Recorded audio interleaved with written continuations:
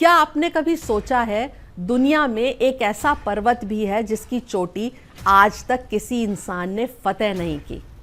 न सिर्फ इसलिए कि वो बहुत ऊंचा है, बल्कि इसलिए क्योंकि करोड़ों लोग मानते हैं कि वहाँ आज भी भगवान शिव स्वयं विराजमान है।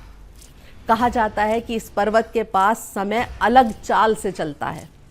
कुछ यात्रियों का दावा है कि यहाँ बाल और नाखून सामान्य से ज़्यादा तेज़ी से बढ़ते हैं।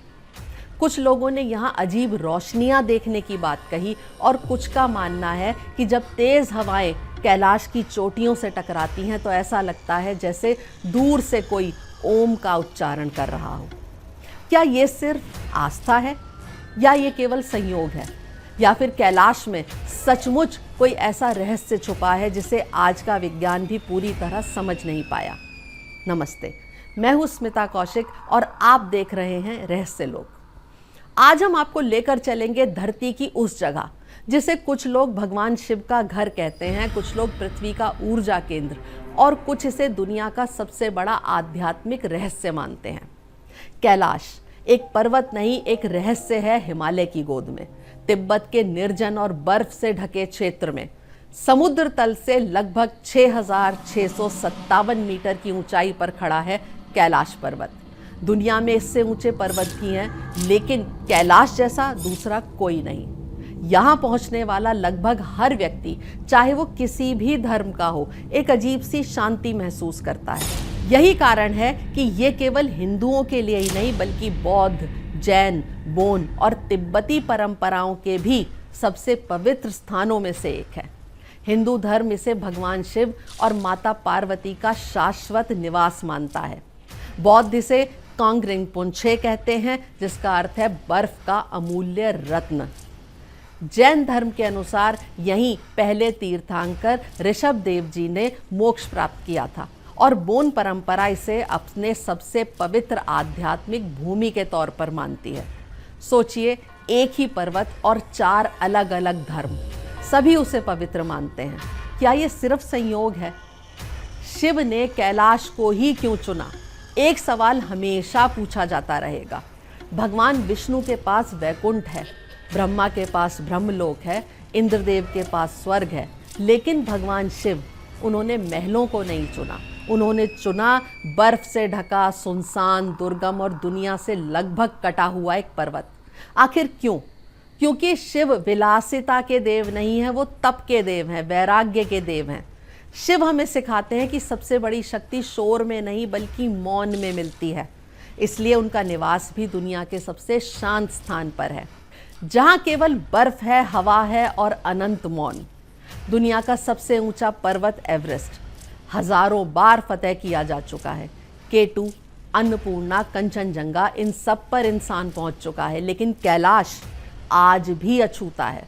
इतिहास में कुछ विदेशी पर्वतारोहियों ने इस पर चढ़ने की कोशिश की, लेकिन अचानक मौसम बदल गया, तेज बर्फीले तूफान आए, रास्ते गायब हो गए और उन्हें वापस लौटना पड़ा।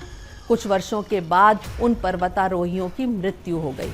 इसके बाद लोगों के बीच ये विश्वास और मजबूत हो गया कि कैलाश स्वयं अपनी रक्षा करता है। हालांकि इसका कोई वैज्ञानिक प्रमाण नहीं है, लेकिन एक बात सच है, आज भी दुनिया के अधिकांश पर्वतारोहियों के बीच ये एक अनकहा सम्मान है कि कैलाश पर विजय पाने की नहीं, बल्कि उसके सामने सिर झुकाने की परंपरा है।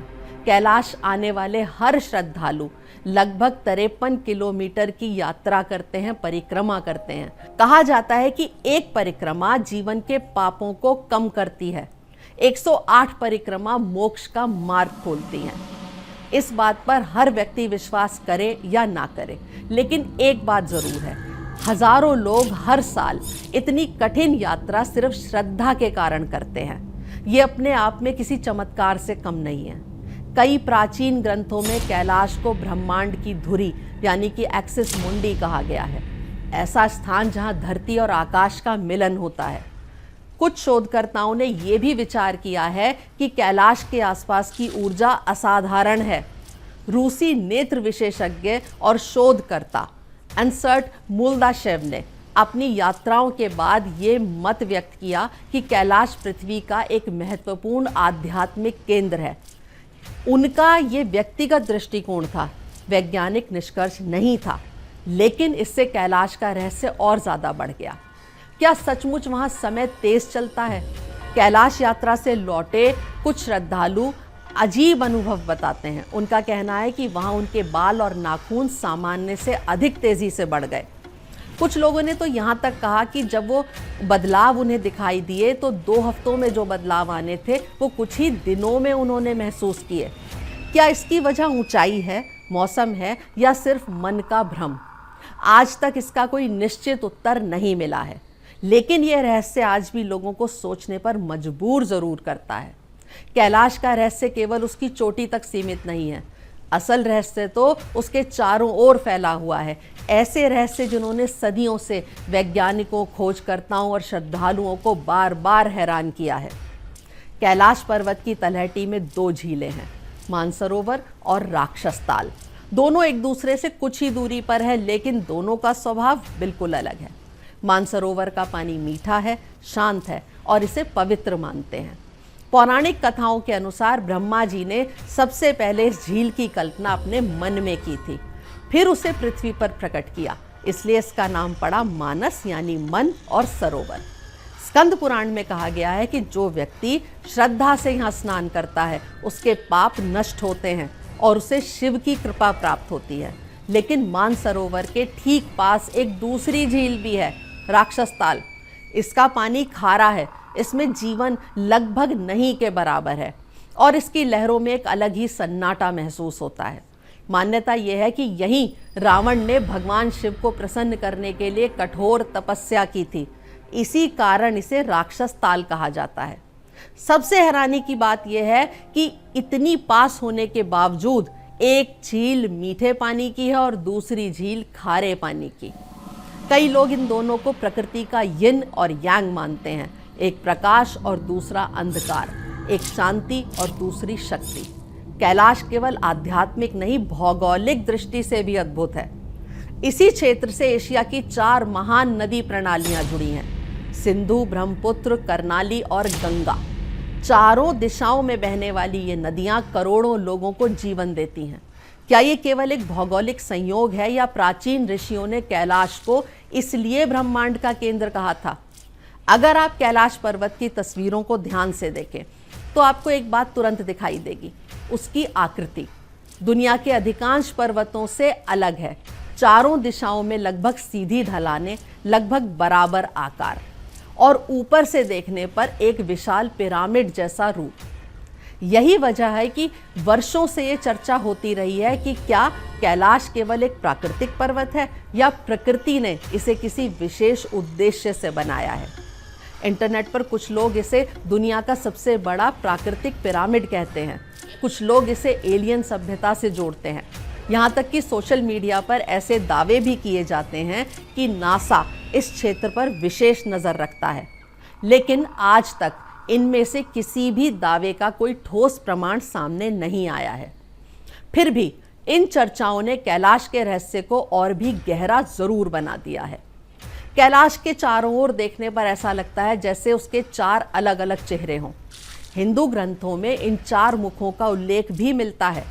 कहा गया है कि ये प्रतीकात्मक रूप से क्रिस्टल, माणिक, सोना और लेपिस लाजुली का प्रतिनिधित्व करते हैं।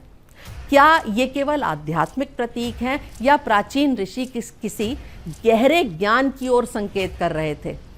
ये आज भी एक अनसुलझा प्रश्न है। कैलाश यात्रा के दौरान एक छोटा सा सरोवर आता है जिसे गौरी कुंड कहा जाता है।